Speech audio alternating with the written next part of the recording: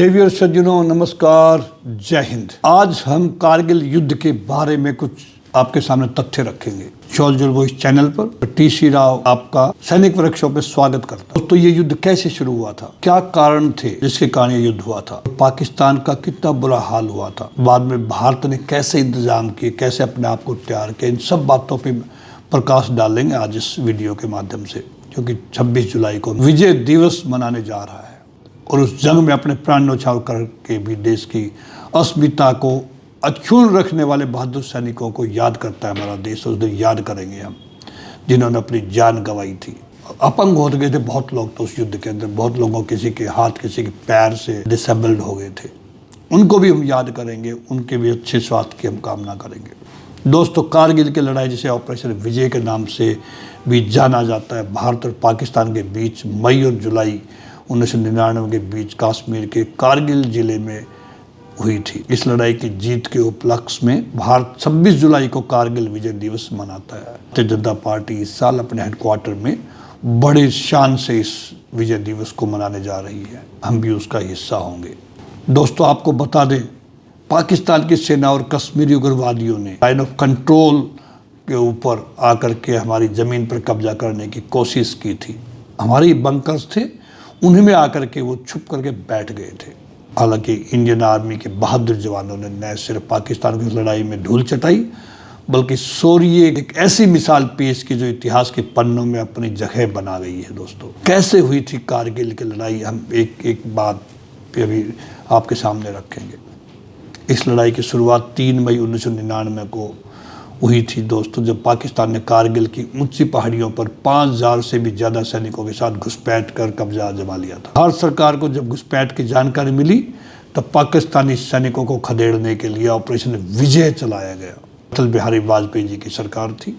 पाकिस्तान ने दावा किया था कि इस लड़ाई में लड़ने वाले सभी कश्मीरी उग्रवादी हैं। उन्होंने ये नहीं कहा था कि उनकी सेना के लोग हैं। लेकिन युद्ध में बरामद हुए दस्तावेज और पाकिस्तानी नेताओं के बयानों से साबित हुआ था कि पाकिस्तान की सेना प्रत्यक्ष रूप से इस युद्ध में शामिल है। कि चीफ ऑफ जनरल स्टाफ और उनके चीफ की कन्वर्सेशन का रिकॉर्डिंग भी मिल गया था, जो कि अमेरिका सामने रखा गया। तब अमेरिकन प्रेसिडेंट बिल क्लिंटन ने उनको धमकाया था कि तुम क्या कर रहे हो, झूठ क्यों बोल रहे हो तुम। उन्होंने तो अपने शहीद हुए जवानों की डेड बॉडीज को लेने से मना कर दिया था कि हमारे सैनिक नहीं हैं। वो क्या सेना है, क्या चीफ है उनका, क्या उनके नवाज शरीफ प्राइम मिनिस्टर थे उस टाइम पे। कैसे पता चला हमें कि घुसपैठ उन्होंने की हमारे यहाँ पे। दोस्तों, 8 मई 1999 को पाकिस्तान की 6 नॉर्दर्न लाइट इन्फेंट्री के कैप्टन इफ्तिखार और लांस हवलदार अब्दुल हकीम सैनिकों के साथ कारगिल की आजम चौकी पर कब्जा बैठे हुए थे। उन्होंने देखा कि कुछ भारतीय चारगाहे कुछ दूरी पर अपने मवेशियों को पाकिस्तानी सैनिकों ने आपस में इन चराहों को बंदी बनाने को लेकर चर्चा की कि इनको पकड़ लेते हैं। लेकिन जब उन्हें लगा कि ऐसा करने की सूरत में चरवाहे उनका राशन खा जाएंगे तो उन्होंने उन्हें वहां से जाने दिया। कुछ देर बाद में चरवाहे भारतीय सेना के 6-7 जवानों के साथ वहां वापस लौटे, उनको बताने के लिए कि पाकिस्तान के नापाक इरादों कि पोल खोलने के लिए उनको लेकर के बताया कि देखो कैसे यहाँ कब्जा जमाए हुए हैं। पाकिस्तान का मकसद यही था कि भारत की सुदूर उत्तर की टिप पर सियाचिन ग्लेशियर की लाइफलाइन NH-1D को किसी तरह काट कर उस पर कंट्रोल कर लिया जाए, जो श्रीनगर और लेह को जो हाईवे जोड़ता है। दोस्तों, पाकिस्तानी सैनिक उन पहाड़ियों पर आना चाहते थे जहाँ से वे लद्दाख की ओर जाने वाली रसद के राशन और सप्लाई के काफिलों की आवाजाही को रोक दें और भारत को मजबूर होकर सियाचिन छोड़ना पड़े। ये उनका एक बार्गेनिंग टैक्टिक्स थी हिंदुस्तान के साथ में, लेकिन वो इसमें कामयाब नहीं हुए। दरअसल मुशर्रफ को ये बात बहुत बुरी लगी थी कि भारत ने 1984 में सियाचिन पर कब्जा कैसे कर लिया, क्यों कर लिया, वो बदला लेना चाहता था। उस समय वह पाकिस्तान की कमांडो फोर्स में मेजर हुआ करता था। उन्होंने कई बार उस जगह को खाली करवाने की कोशिश की थी, लेकिन कामयाब नहीं हो पाए।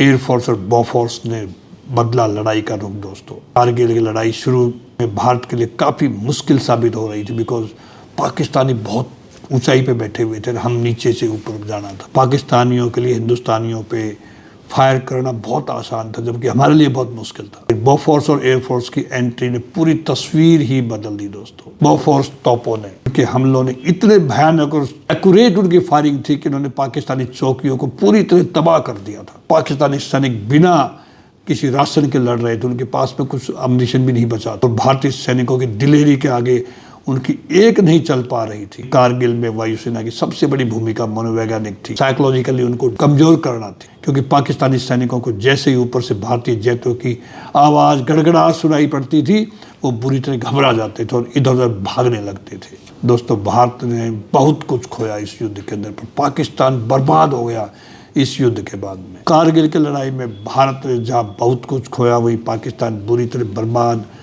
होकर चिल्लाने लगा अपने साथी देशों के साथ में।